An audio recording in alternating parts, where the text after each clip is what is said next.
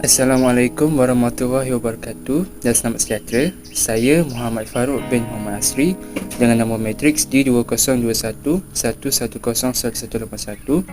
Pada hari ini akan membentangkan sebuah topik yang bertajuk apakah itu banjir dan langkah-langkah untuk menangani bencana banjir.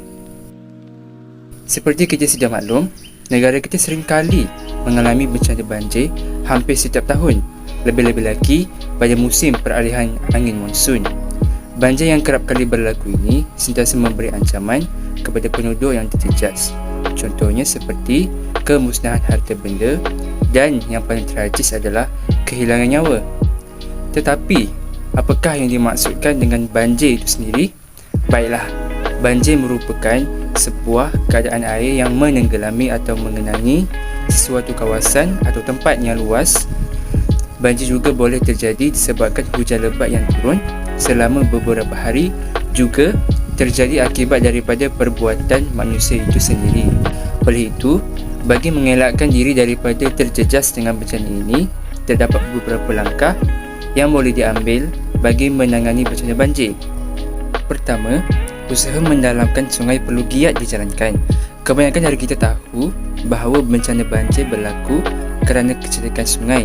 Jika dulu sungai mampu untuk mengalirkan sejumlah air yang banyak dalam sesuatu masa, lebih-lebih lagi ketika hujan lebat.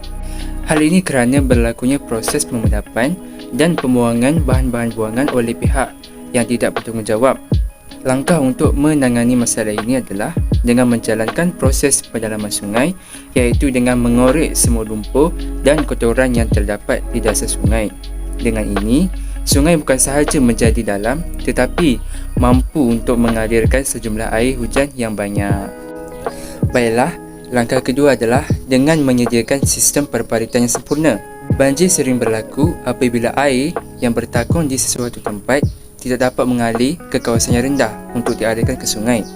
Apabila hal ini berlaku, terjadilah banjir kilat setelah hujan lebat turun selama beberapa jam. Oleh hal yang demikian, sistem perparitan hendaklah diselenggara dan diperiksa dari semasa ke semasa. Hal ini perlu diberikan perhatian.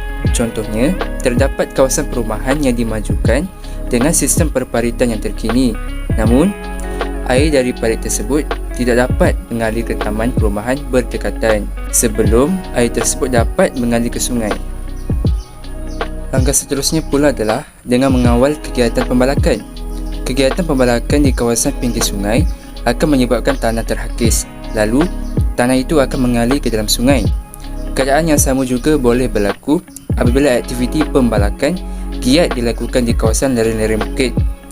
Oleh itu, pemeliharaan hutan merupakan cara yang terbaik bagi mengatasi masalah banjir. Hutan boleh dijadikan kawasan terdahan yang mampu menyerap air hujan daripada terus mengalir ke kawasan rendah.